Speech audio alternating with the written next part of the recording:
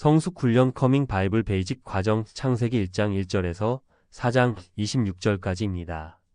태초에 하나님이 천지를 창조하시니라. 성경의 첫 문장은 세계의 주인이 누구신지 밝히는 진리의 선언입니다. 창조주께서는 피조물에게 더 이상 어떤 증명을 할 필요가 없으십니다. 친절하게 설명하고 설득시켜야 하는 이념이 아닙니다.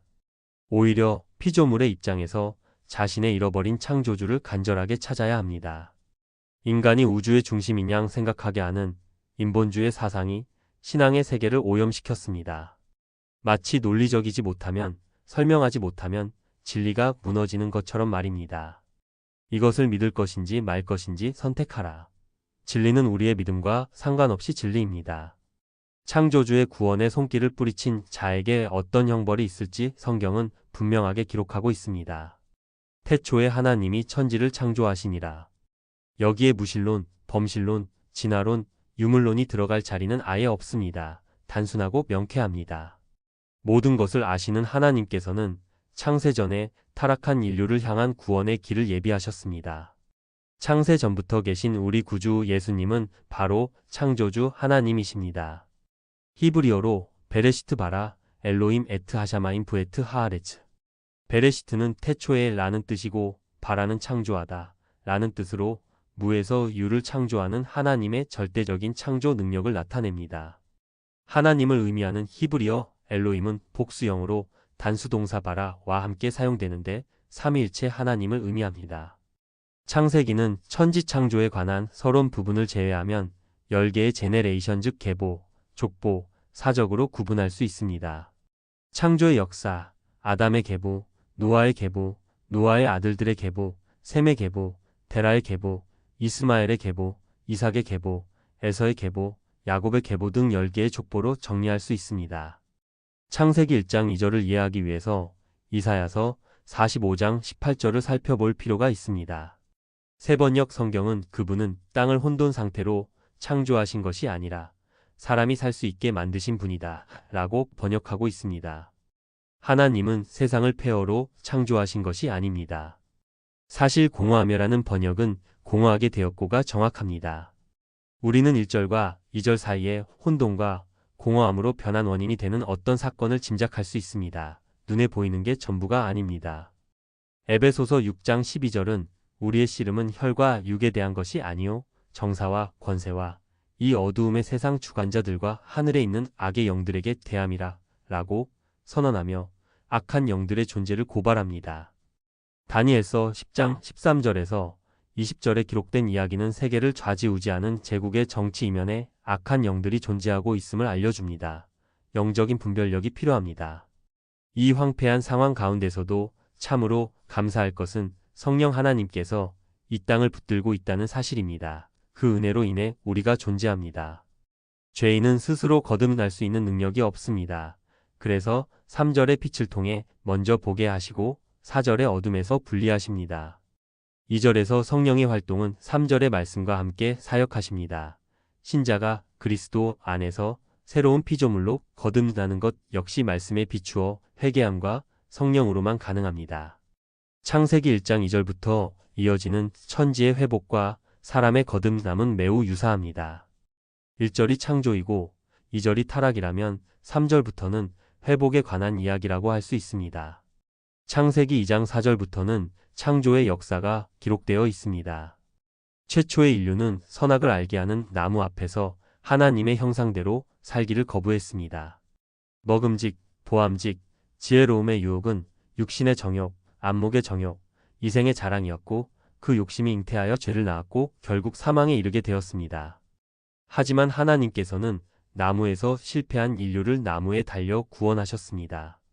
주님은 십자가를 통해 생명의 나무 열매로 초청하시고 사단은 유혹의 나무 열매를 먹게 해서 멸망으로 인도합니다.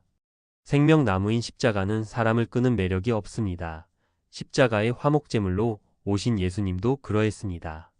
그러나 믿는 자에게는 생명의 양식이요 바라보는 자에게가 영생을 주시며 오직 부르심을 입은 자들에게는 하나님의 능력과 하나님의 지혜가 되십니다.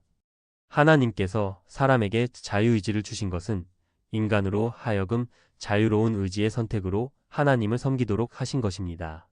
자유의 한계를 넘어서는 것, 즉 불순종에 대해서는 당연히 책임도 따릅니다. 아담은 먹지 말아야 할 것을 허락하신 하나님을 믿지 못했습니다.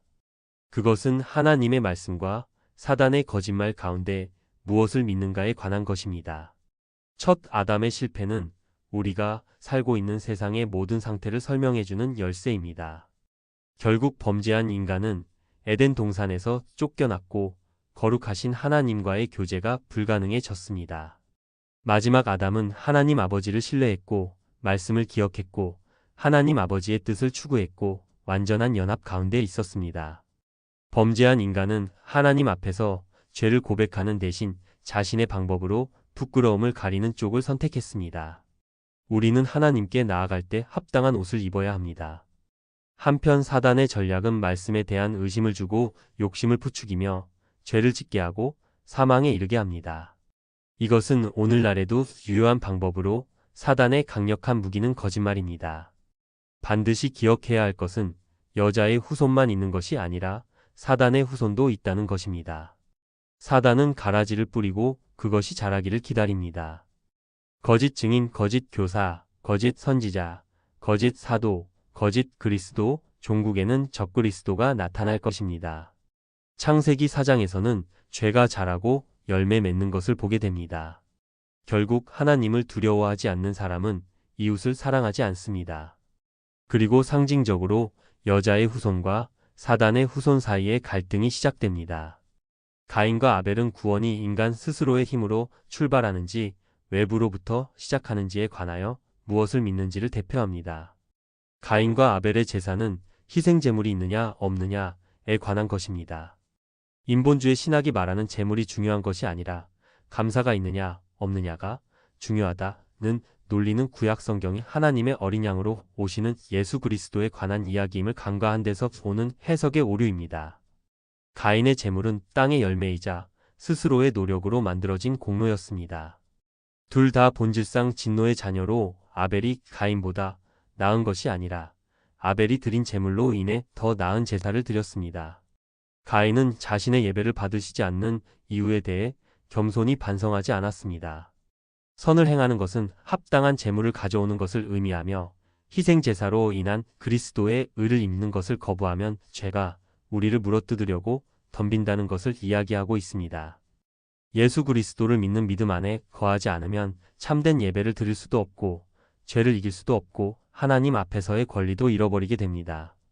가인은 자신의 죄의 무게는 느끼지 못하고 형벌의 무거움만 불평합니다. 창세기 4장의 마지막은 아벨 대신 주신셋과 그의 아들 에노스의 출생과 사람들이 여호와의 이름을 불렀다는 이야기로 마무리됩니다. 에노스의 시대의 살인과 질병 혹은 수명이 다해 죽는 경우 등 다양한 죽음의 행렬이 이어지면서 인류는 하나님을 찾기 시작했다고 볼 수 있습니다.